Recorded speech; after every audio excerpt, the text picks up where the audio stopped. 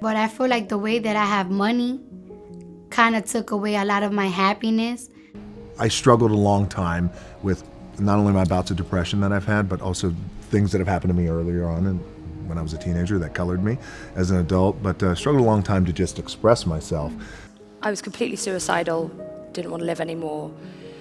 I thought that I was completely alone. I also realized how lucky I was and what a wonderful family, wonderful friends I had, but that didn't matter. I wanted the world to swallow me up. People were wondering, well, how could you be sad when all of this opportunities come to you?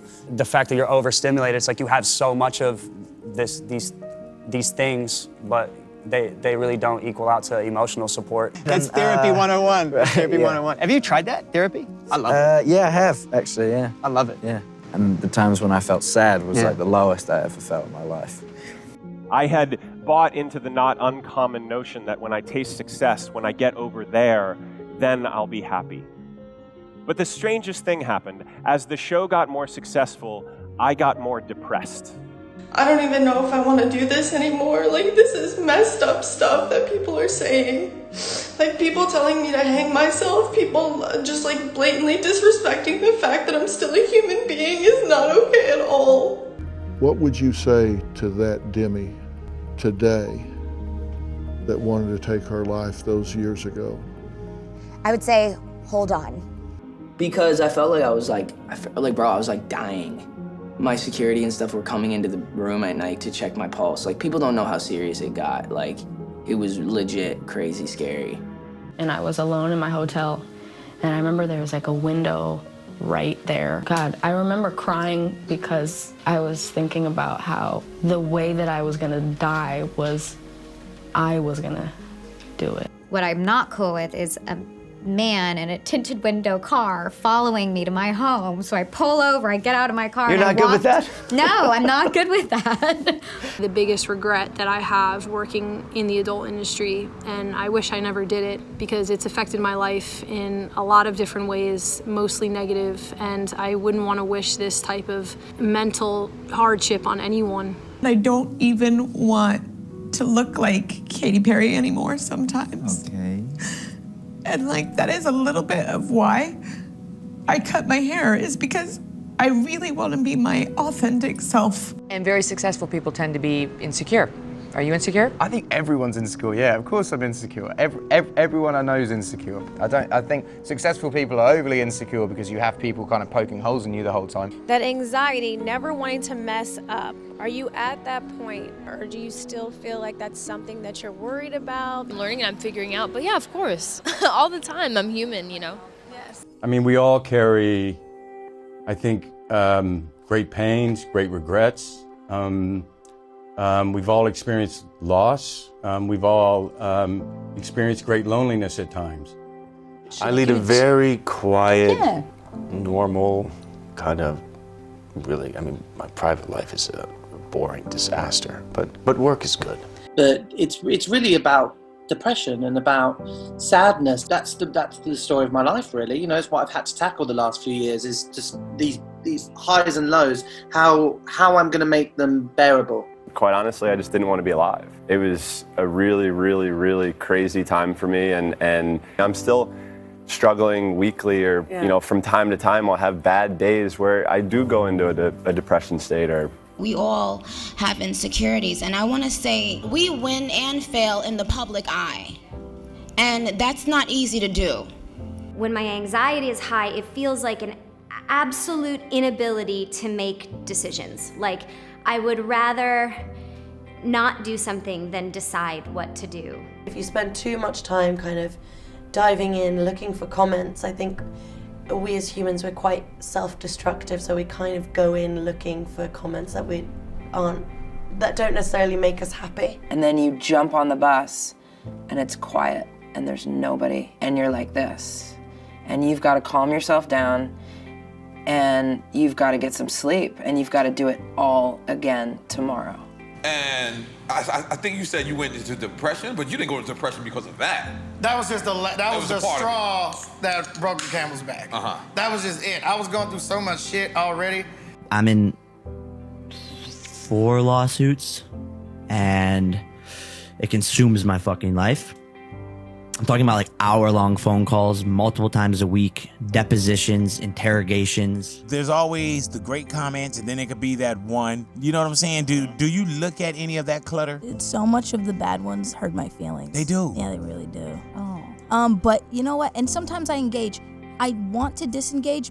I think, you know, when you're in the midst of a panic attack, the reason you're calling someone is one, because you're scared. You want some sort of comfort.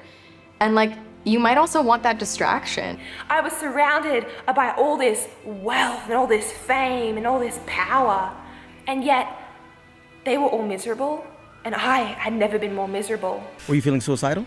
Kinda, sometimes I did. Sometimes I would drive through the canyons to get to my horses, and I'd be like, what if I just kept driving off the canyon? Sometimes I would feel like that. I did struggle with anxiety and nervousness, and I had a lot of difficulties in school. You've opened up about a big health scare and perhaps depression or anxiety that can come along with it. How do you have those difficult conversations with the kids? Yeah, no, I definitely keep that away from the kids. I don't have a mom I can call. I don't have a father I can call. I don't have my, you know what I'm saying? Like my aunt, who was the last thing that I had, is gone. My energy was just super low, and then I got super depressed. You know, couldn't really do anything. I was just like in bed all day, every day. I wasn't like singing. I wasn't listening to music. I wasn't doing anything I loved. Like I just got in like this crazy funk. You deserve happiness. You are perfect and you're worthy of everything. And I will do the same because we all need to do that today. And I love you guys so much. And talking about the messiness of being human and our hardships and our struggles is what brings us closer together, and weirdly what makes everyone happier. Anxiety, I feel like it's definitely being alone in a crowded room. First, I had to get rid of like a frame of mind that was like that was just negative. You know what I mean? Like, and fear's a big one. I was making a lot of money, I had a lot of worldly success, and here I was going, okay, I still don't feel any different. And I had banked everything on that making me feel better, or feel happier, or really honestly feel worthy. You know, I hear people say, oh, you got the fancy car, and you got the jet, and you got the wife, and you got the kids, and you got the life, and you get to travel and speak. But the reality is that doesn't fill me up. You've been going through something lately. Yes, we all go through stuff. It's up and it's down. I mean, I've always been honest with you guys. Yeah. I also don't want to ruin the viewers' morning by giving us a bowl of sadness soup. It's been up and it's been cereal. down. And I know tons of people who I grew up with in the Silicon Valley boom who have hundreds of millions of dollars in their bank account and are as miserable and as lonely and as broken as you'll ever see. I was a millionaire. I had beautiful women in my life. I had cars, a house, an incredible, a solid gold career, and yet on a daily basis I wanted to commit suicide. Now, do you think you've beaten it? No, Larry. It's always there. You've beaten it. Yeah, I kicked it. No, I'm fine. And then when those things came, the happiness wasn't there, and I realized you lose sight of the people and the blessings that you have around you. I think that's why I fell into such a deep depression, because I didn't allow myself to be sad. I just had to be happy all the time. And the only times I got to be sad was when I went home, went to sleep, and I'd like cry myself to sleep. Why do you care so much about success? Have you figured that out? I'm just addicted to it. Why? I think that I've sacrificed so much that I have to push it as far as I possibly can. I have literally wanted to and attempted to take my own life. I wanted to not be here anymore, and I have millions of followers, and I have all the streams, I got whatever. It doesn't solve your problems. Like, it does not make things go away. Is that what I want for myself? Did I get too big? Because I like people, I like entertaining, and the higher up I go, for some reason, the less happy I am. Then what happened was, I then experienced the things that I was culturally indoctrinated to believe would be a kind of salvation. Fame, fortune, attention, and yet salvation did not come. Like, fame is disgusting, horrible, gross, throw up, blah. But the reason that all of that is worth it is so that I can do these shows. These extrinsic, external goals that will say, oh, Tom Shadyac has arrived. He has the right house, the right car, he flies privately. And when I got there, it was empty. I don't want my picture taken. I don't want people to see what outfit I'm wearing. Every time there's paparazzi, I cover my face. I'm not really resting. And part of that is just trying to recreate the security I had as a child. And that's never gonna happen. But I can do it for my kids. Does money bring happiness, do you think? No. It brings some happiness, it brings comfort, but absolutely. I was thinking that if you have a lot of money, you don't have to worry about money. You don't have to and worry a lot of about people in the world have to worry about money. They do, and it's tough. And I was unhappy. But I was not unhappy with my life or my wife or my friends or this or that. I was unhappy with myself, this feeling of anxiety. My lifestyle, overworking, I felt trapped. I identify less with it, or less with the whole fame thing or the importance of working in films, and I'm happy being away from it. And you fall pretty hard. Some people fall harder than others. I fell pretty hard, and I got to a place where I didn't know whether or not I wanted to do it anymore. I think fame is isolating, fame and money too. After a while, you lose your privacy, and then you're just like, fuck, I don't know. Like going out such a production, you need security, you need this, you need that. And 50 million strangers who know me now has not been a great source of amusement to me. Money's good, but there isn't much else to be said for it. It's hard to go anywhere. And I can't take my grandkids or kids and go to the park, because all I'm gonna do is take pictures. And my kids hate that. Dad, can you just pay attention to us? I've suffered with depression for about 5 or 6 years now. So what's been your biggest challenge? The biggest challenge is just for me getting out of bed and getting out of the house.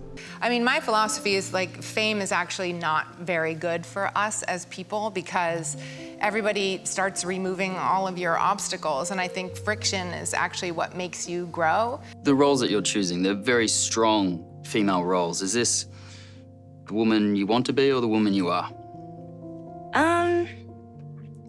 I would like to be a strong woman. I don't always feel it, for sure. It doesn't feel good all the time, in case people think that that's like, trust me, you need a lot more. Sometimes you do get affected by certain things, and things are frustrating, and you want to comment, but you don't, and you want to engage, and I think you just kind of, it's like a learning curve. I struggle with happiness. There's times where I feel really happy, but at that time, I also know this is temporary. I'm gonna go back to just fine. I probably suffered with depression before and probably throughout, and I was very insecure, and it happened so quickly. I probably wasn't prepared for the level of scrutiny and the level of attention that comes with that.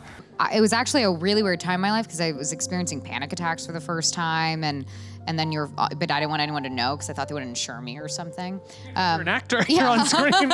And so I kept having panic attacks while filming, but I didn't let anyone know. You have a lot of money. It's up, yeah. And I have a lot of happiness, but that doesn't mean that the two equate to each other. Has your happiness risen at the same amount as your bank account? No. There was a solid decade where there were 5 or 6 cars minimum, and easily up to 15 or 20 on the weekends outside of my house at all times. And looking back on that, I really feel the stress of it. I get every day some love on the streets. I get happy. Do you like that too? Yes, I do. Yes, it makes me feel good. It makes me feel like I don't need anybody but those people. Without naming names, people very close to me, family members, have been addicted to meth. Lost a cousin to pills. As a Beatle, we made it, and there was nothing to do. We had money, we had fame, and there was no joy.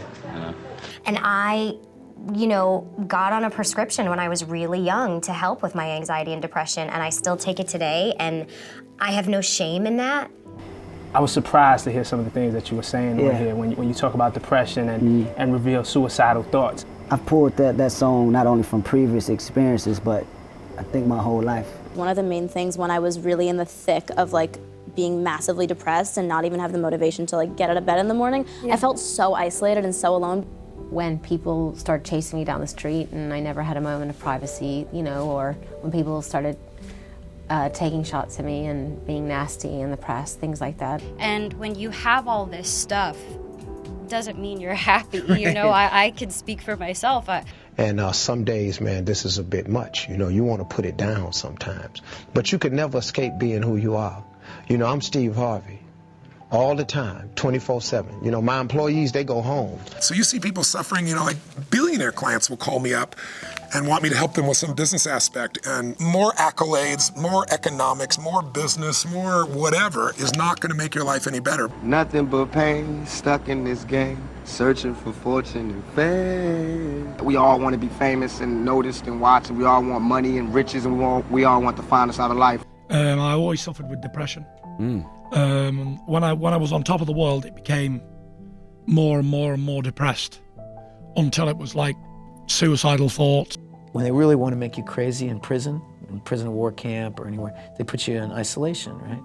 The thing I realized, the second you become famous, you're kind of in a weird isolation.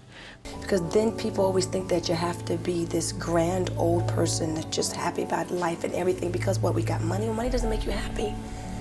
It never did. I mean, history will tell you that. And fame certainly doesn't make you happy. Everybody thinks that having money solves everything. One of the problems with winning such a vast amount of money is, who do you trust in your life anymore? You know, I mean, sometimes it feels absolutely stifling and overwhelming, to be honest with you. And in this case, me, gets traumatized by the very thing that I thought would be the balm. You know, I thought that all would be helped and healed and soothed by fame. Well, we all have times in our lives where we feel broken. And I was in a period like that, just overwhelmed or broken. And I was so scared, and I was smoking. I'm sorry to tell everybody that, but like I was just like smoking my nerves away, and I just wasn't nourishing myself. It's so normal. Everyone experiences a version of anxiety or worry in their lives. And maybe we go through it in a different or more intense way for longer periods of time. But there's nothing wrong with you. Hi, my name is Kristen. I have suffered from anxiety and/or depression since I was 18, but everyone's human. Everyone has problems.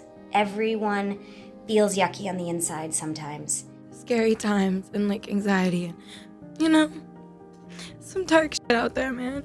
It is. So we just have to like be there for each other as much as we can, because you never fucking know, you know. Like that sitcom, it's coming. And when I got it, I mean, I won't say it was a depression, but you kind of go through a disappointment. I thought I was going mentally insane. Literally, I thought that from that moment on, for the rest of my life, I was going to be stuck in my head, freaking out without any reason. The anxieties and the depression that have haunted him since the age of 26. I get depressed. I take antidepressants. They're very helpful for me. I've taken them since I was 26 years old. When I was 23, I had my first panic attack on stage. And that was like, oh shit. How did the show continue? It continued. I've had You pushed through it. Yeah, I've had about 10 on stage, and when I experienced it, it was devastating, and it lasted a lot longer because I didn't know what was going on, and I just thought it was my fault. There's got to be a lot of issues that are going to build from that if you're not careful. And it's always sold as though everybody else's life is perfect. Yeah. That's the problem, and therefore you think everyone else's life is perfect, there must be something wrong with me. I was not in a good mental place, you know, and I wasn't really dealing with it. I wasn't going to therapy, I wasn't talking to my friends, nobody knew. I would just go home at night after hanging out with my friends and I would just cry in my bed. And the only way progression is gonna happen is by talking about it and by allowing everybody to talk about it, you know. It just becomes more of a normal thing. And hopefully 10 years from now, we have better ways of dealing with it.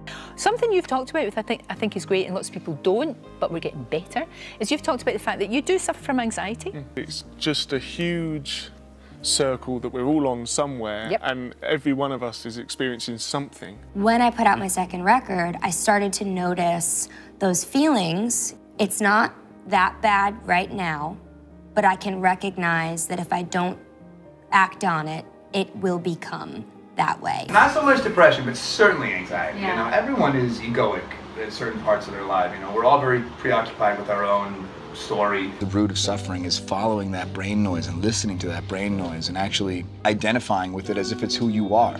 That's just the noise your brain makes, you know, and more often than not, it probably doesn't have much to say that's gonna help you. So much of the work that I did, I was struggling so hard just to keep my shit together a lot of the time. Like, genuinely, a lot of my energy was going in just to try and not have a complete meltdown. Some of my friend, billionaire, very rich, but as a human being, in deep inside, too much stress, too much worry, fear. They're paying me a ton of money. I'm doing everything I had dreamt of doing for 30 years. It all came true. And I am the least happy I've ever been in my life. Do you ever think about every person you talk to is putting on an act, a total show? It's a problem. Do you still get depressed? I never knew what depression was. I knew what, oh, I'm kind of sad today, oh, I'm kind of blue today, oh, geez, the Reds lost. I knew that. This, I'm telling you, is you get on an elevator and the bottom drops out. At that point, I was definitely clinically depressed.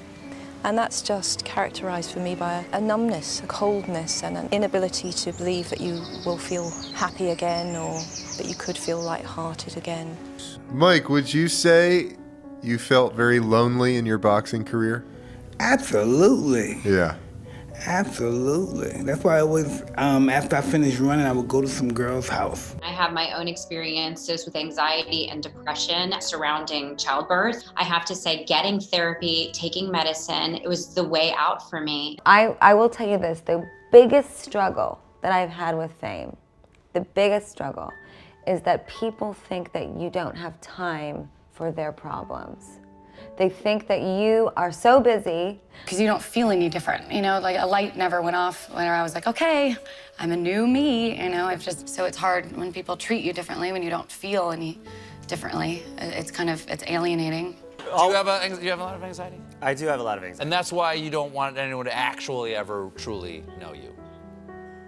Oh. Why am I unhappy? Okay, Stephanie Gaga hybrid person. Why are you unhappy? Why is it that you want to quit music? You're sleeping till 4 o'clock in the afternoon. Like, something's not right. You need to see somebody. You're not well. For me, it was like, I'll be fine. You know, it's like, stiff upper lip, kind of Midwestern, like, don't worry about it, I'm fine. Did it almost destroy you? Yeah, it almost completely destroyed me. That's understandable. To a point of like unreturnable. I get that. Yeah, I get that.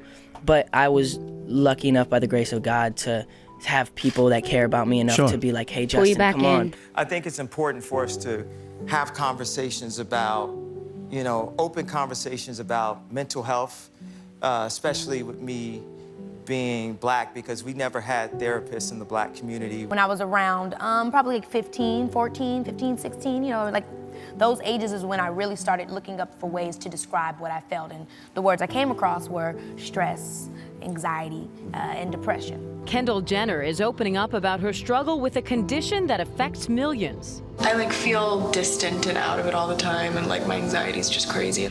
The reality star says she's always struggled with anxiety and hypochondria. Oh, I'm always depressed all the time. I have to constantly bring myself out of it. I wake up depressed, but I'm okay, now I know my steps, because you learn from the real, now I have to go outside and be in the sun for a little bit, or go for a walk, or start the day this way. Here's an example of a man that had every dream and aspiration, every resource to do it and achieve those things. Had every opportunity in the world to be happy, but then ended up one of the most lonely, sad human beings I've ever heard of. And you start going, oh no, here it comes, that I am alone, it starts to visit on you. You know, just the sadness. Yes. Life is tremendously sad just by, being in it. You can carry that whole responsibility of being a winner, but the toughest part and the other side of it is a much darker, lonelier aspect of sport, is that you go back to your hotel room and everything is upon you. You often seem very lonely, even though you're so talented. Is that true?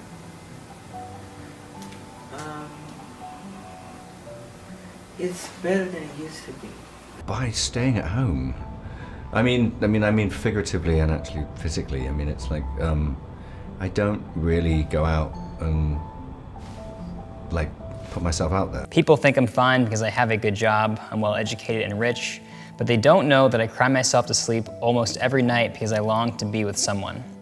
All I want is for someone to hold me, gently rub my back and grab my hand. You know, I have suffered seems such a dramatic word, but I have depression. And when you say you dealt with depression, did it get pretty bad for you? Yeah, it was, you know, I was very young when the first time it hit me, and I didn't know what was happening. I didn't see any point in hanging out with friends. It felt like a burden to hang out with friends. How do you balance your anxiety and your wanting to please everybody? It's very hard.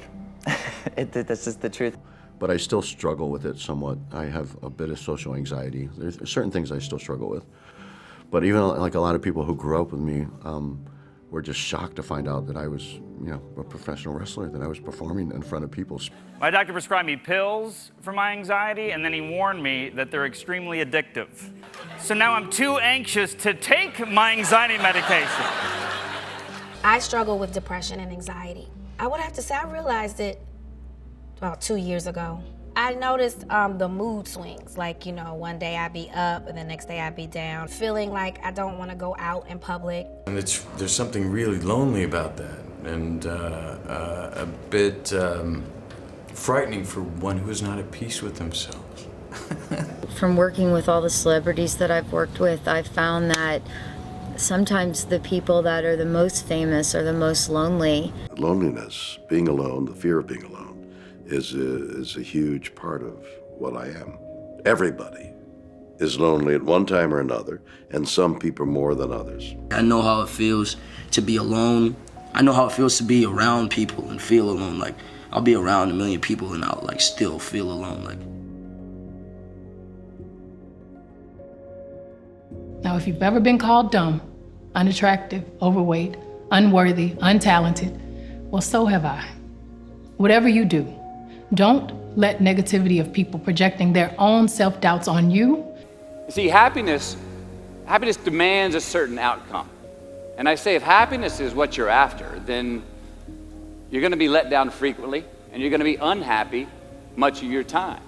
There's no amount of money that will ever make you stop if money is what you care about.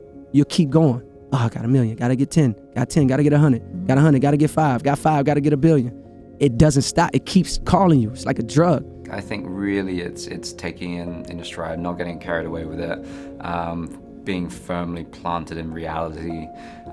It's so easy to sort of like just read through all these messages and like just soak it all in and get a massive ego. Whatever it is, just having a consistent thing that feels like you time, I feel is something I'm trying to get better at. Like, I'll take some time, I'll be like, no, I'm just gonna paint. Are you a rich man? When you mean rich, what do you mean? You have a lot of possessions? A lot of money in the bank? Position make you rich? I don't have that type of richness. My richness is life. And I've been really outspoken about like anxiety and whatever. And I feel like I've realized, especially in the last couple months, I've taken a big journey in realizing that that's totally, like, the brain can change and you can really work to improve that. And depression is your body saying, fuck you, I don't want to be this character anymore. I don't want to hold up this avatar that you've created in the world. It's too much for me. You can spend your whole life imagining ghosts, worrying about the pathway to the future, but all there will ever be is what's happening here, and the decisions we make in this moment, which are based in either love or fear. Here, I think one check, one is because of $1 million. But here, no peace. That $1 million will not bring inner peace, happiness. So I don't get too high, don't get too low. I've been very consistent about exercising in the morning. That helps. But I think that the most important, I'm very consistent about spending time with family. While you can purchase pleasure with a big stack of cash, you cannot purchase happiness. Although this is a nice shirt, and it's not like I'm ready to dress only in a bedsheet and live on a hill with nothing. I'm not so obsessed with fame and money, although those things are very, very exciting. When I was a kid, I thought it would be everything to me, but I was very lucky to experience quite extreme versions of those things, and It's not that good, you know. I think it's used to keep people a little bit distracted. I think one of the things you have to do first is decide that genuine relationships are necessary. About 75% of Americans regarded their familial and intimate relationships as the most meaningful part of their lives. I was one of those people. I was like, man, I'd be so much more interesting if I was like self-destructing all the time and depressed and hated myself. Like people would, I'm so much more interesting that way and more creative. It's not true. My goal in life is not to be happy every day, because to me that is like Cinderella with little birds like flying around and rainbows, and it's fake. Most difficult situations will resolve themselves if you are persistent and if you don't give up entirely. Get to be friends with your loneliness. See what's on the other side of it. Because often, really, when we describe loneliness, I think what we're saying is when I'm on my own, I feel bad about myself. I feel like I'm not loved enough. I feel like I'm not good enough. We have needs psychological for all sorts of different things. Our communities are incredibly important. Love is incredibly important. Family is incredibly important. But some failure in life is inevitable. It is impossible to live without failing at something, unless you live so cautiously that you might as well not have lived at all. Stay away from anything that makes a bunch of people stare at you while you're in a restaurant, or makes them follow you in cars and motorcycles back to your hotel. Or... Well, you should be afraid of taking risks and pursuing something meaningful. But you should be more afraid of staying where you are if it's making you miserable. Don't take advice from people like me who've gotten very lucky. You know, we're very like Taylor Swift telling you to follow your dreams is like a lottery winner saying, liquidize your assets, buy Powerball tickets. It works. I think the important thing is just to take it one step at a time. I think if you rush into fame, then that's where it can be really affecting. And if you take it for granted, it can be really affecting. At the end of the day, anyone that doesn't want to continue doing what they're doing and realizes that there's a bit of a sacrifice to being able to fulfill your dreams should go do something else. That's my attitude. But then you think, okay, what's the price you pay for a high standard of living? Well, that's easy. You virtually always sacrifice the present for the future. You're always working. That's security and it's health, but it isn't necessarily happiness. Guys, this World Mental Health Day, reach out, make sure that your friends, strangers, look out for anybody that might be suffering in silence. We're all in this together, all right? Thanks for watching. Cheers. What would you like to do if money were no object? How would you really enjoy spending your life?